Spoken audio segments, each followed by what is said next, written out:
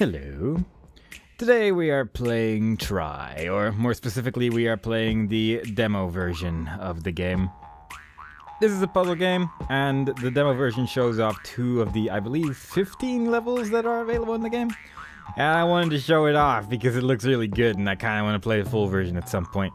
But I currently don't really have the time. But I can show off the demo and it's pretty great. So we're just going to click on Start Game and get started with the demo and end up in the Tower of Nowhere, which looks a little bit something like this. Now, I personally really enjoy the way this game looks. I really like the art style of this, and that sort of grabbed my attention. But yeah, we got these birds, they're sort of flying around. They accidentally crushed one of those lanterns. You can actually grab the lantern as well, which I don't know if there's a point to it, but you can break them and, you know, why not? There's a sun, some more birds, big tower. We're just gonna move on. Have a little chat with a ghost that's sort of hanging out over here. It's been years since I meditated here. But I remember this place. I know of an artifact, a certain tool that may help you. I feel its presence. If it is what I think it is, you should soon be able to reach this key statue. The voice acting's a bit hit or miss every now and then. Usually it's like pretty okay, but I don't like the reverb effect, I'll be honest. I'm very particular about my reverbs, and this game uses a very sort of generic one, and it's just, but you know, that's not gonna bother a lot of people. Either way, we need to find the tool that the dude was talking about, so we're just gonna climb all the way to the top of this tower. Just sort of rush through this as quickly as possible, because there is a door waiting for us over here, sort of. We can jump down it, and indeed, there's a very large hall. I quite like the music in this game as well, though I wouldn't mind if it played a little bit more. I'm actually not certain if the full version is actually exactly the same in that regard, but we're just gonna keep moving and pick up this triangle, because this is where the gimmick of the game sort of takes place. After that eye thing happens. Yes, you found the try. And he's gonna tell us what it does. Basically, you're able to create magical platforms, which you can climb on top of. And you can sort of climb on top of things as well. And I think this is kind of an interesting way of doing it. Of doing a puzzle game. Because you can actually just keep on placing more and more triangles pretty much however you want. As long as they're like in the colored squares that appear. Or colored circles, I suppose. When you click on the wall. And originally I thought, well, this is gonna be a mess, and you'll just be able to go to places where you're not supposed to go. But actually the game does a really good job of sort of restricting the amount of places you can go. You can only currently place these triangles in like a steep enough way that you can actually walk over them. If they're red, it means that you can't actually walk on them, and if they're yellow, you can. And the game, at least in the demo, does a really good job, I think, of trying to sort of keep you restricted to the level. And it actually makes exploring really interesting, because there's these bonus objective sort of things, which are, one of which is over there, just sort of these little dolls which you can find throughout the levels. And quite often they're actually quite tricky to get to. I'm actually going to retry this with a little bit less of a mess. And you can actually hold space to climb as well, which is also quite nice, because not enough games do that anymore. But yeah, it's sort of just trying to figure out how to use this power of infinite platforms to get to the places where you wish to go. And it makes for kind of an interesting puzzle game, in my opinion. They stay a little bit transparent like this. If you just leave it like that, you can still sort of move this thing around as well until you like place the start of a new triangle. But using these triangles, you can climb your way to these various things that are hidden in this world. And we might be able to place something a little bit like this and climb up a little bit higher, and there we go. And look at this little fox statue, one of 10 idols.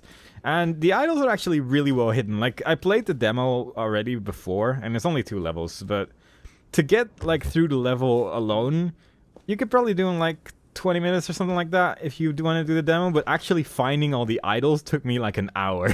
I really love the amount of exploration there is available in this game, just because there's just so much of it, and you can only, like, you can just explore as much as you want, really. Like, you don't really need to go super hardcore on trying to find all the idols, but it's something you can do. And it makes for a really interesting game, I think. You can also just try and focus entirely on the puzzles, and even then you'll probably have a pretty good time with the game, honestly. Supposedly the game does get pretty hard later on, but it's a puzzle game, so it's always kind of hard to judge how hard something is. Also, occasionally the game like places triangles itself, which you can remove that way. And very occasionally it also like borrows some mechanics from other puzzle games as well, which is pretty neat. But we will see more of that in a second. And again, the music actually like accentuates like the graphical art style and stuff as well quite well as well. And it's also a style of music which doesn't really appear that often in video games, which is pretty neat. Like the sort of intro theme, the main menu theme, sort of sounds kind of actually Rayman Origin-ish with its like sort of string sound. And I mean like the boingy spring. Also, there was like a big red fox statue. Sort of the point of the game is to collect these red fox statues and bring them to this pedestal. And once you've done that, you've basically beaten the level. Because now we've just gone in a big circle where our ghost friend is waiting for us. If we talk to him now, then he'll just point out a whole bunch of arrows where you're actually supposed to go. But I'm not gonna do that. I'm just gonna run through this real quick like and try to show off a little bit more, just at least to show off sort of the point of what you're supposed to be doing. And I do love that you can climb by holding space, because it does make things a lot easier. Every now and then you'll find slightly different mechanics as well, like the water. You are not actually able to place triangles in water, so you have to like figure out a different way to get around that. And obviously this is like one of the earlier levels. I believe the levels that are in the demo are levels 3 and 5. And obviously they're not gonna like pull off the greatest things in the game. They're like mostly to introduce some new mechanics and stuff like that, and it's kind of neat. And here it pulls off a little bit of an anti-chamberish route, which it actually does quite subtle. Like in anti-chamber, that was pretty much the entire point of the game, that once something stopped being visible, it would maybe change. And this game, it does that occasionally as well, and it actually uses that to like hide some of the not the red fox, but like the idols every now and then as well. And I think it's done in a really interesting way. But so far we have collected 2 out of the 3 red foxes, but there was the one at the start of the level which the ghost dude was talking about, so we can just go over here and plop that down, grab that last one, and just leave the level immediately. We missed like 8 idols or something like that, and they're just scattered all over the place. I'm sort of tempted to actually record a full playthrough of this game at some point, because I'm actually really curious about the rest of this game.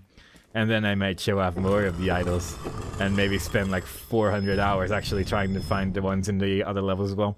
Once you've done that, it makes a big triangle. You can step into it, and it tells you how fast you did it, how many idols you collected, and whatnot and whatnot and whatnot.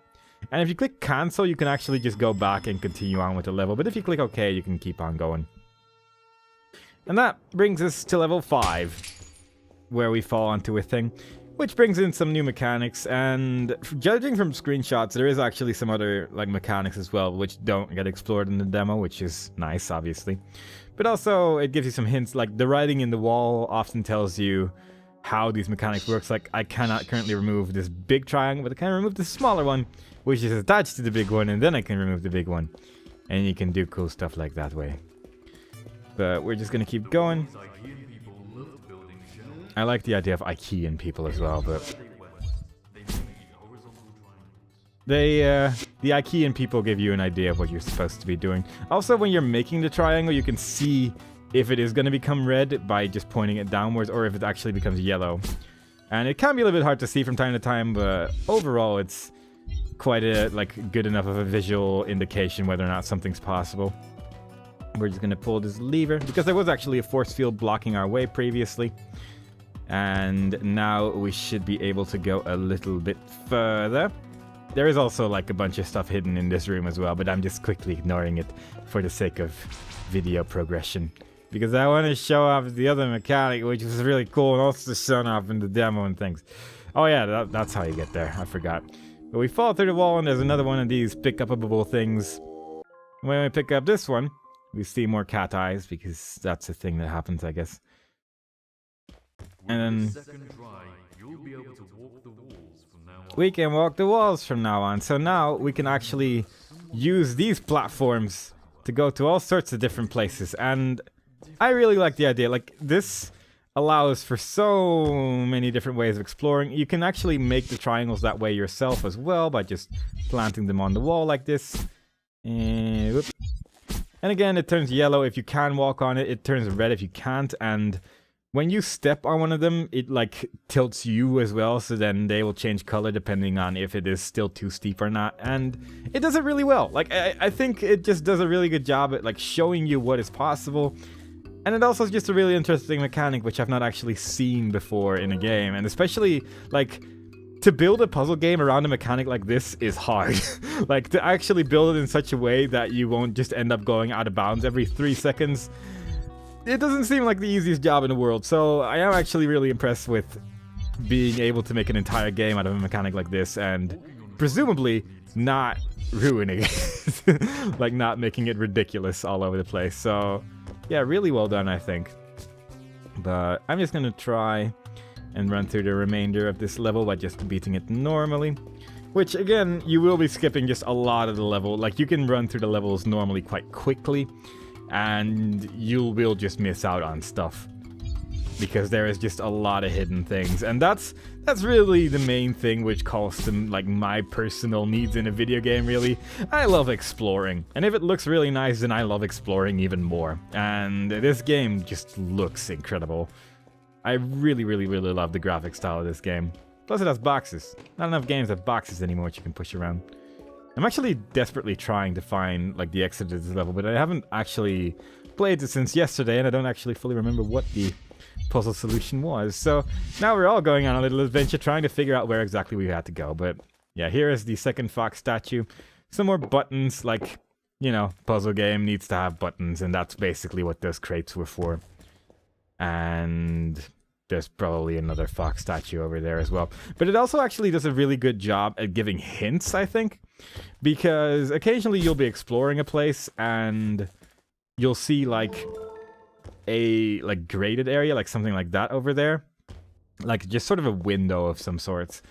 And you can oftentimes look through the window and find hidden idols that way. Like, you won't be able to reach them, but you'll actually have like an idea that there is an idol there, and then you just sort of need to figure out how to get to the idol. And that way it becomes a little bit less impossible to actually find all the idols yourself without like requiring a guide or something like that. And I think that's kind of nice. I think it's kind of nice to have a puzzle game with hidden things that are actually findable. Because games have a tendency of like putting hidden things in their puzzle games, but then just going super overboard with them from time to time and just making it semi-impossible, which obviously is like something people do like as well. I mean, it's obvious. I mean, people will sometimes just work together and find the answer to the puzzle that way, but occasionally it's also kind of nice to have a puzzle where it is actually sort of possible to find everything on your first playthrough just on your own, you know? If you just spend a long enough time looking around, that you will eventually find a solution to puzzles. But even stuff like this, where you can just sort of look down, and usually you would probably just look up through this grate and you'd see, hey, there's an area there which I can reach, and then you'd figure it out by looking up and going to these places. But there you go. Like, we could just go up here as well if you so desired, but I choose not to. I choose to put a platform there and just leave instead, because it's much more fun to like try to find these puzzle solutions by yourself. And with like a video showing off a puzzle game, I don't want to show off too much, but just to be a friend, I'll show off that one. There's a hole there. But that is that. This is Try, and it's pretty cool, and I kind of want to play the full game at some point, and I probably will, because it actually just looks really good. And it's also out, which is also quite nice.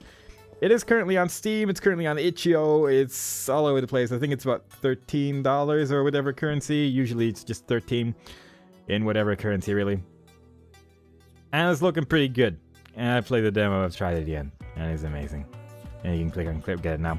And it shows off some screenshots of the other areas as well, and I want this left area, I'll be honest. I want that left area there, and it would be great. Also, if you pre-order Try now, you can walk on walls, because this demo is, I guess, kind of old already. It might actually look a little bit different here and there, maybe UI-wise, but I'm not sure, because I currently do not yet have the full game.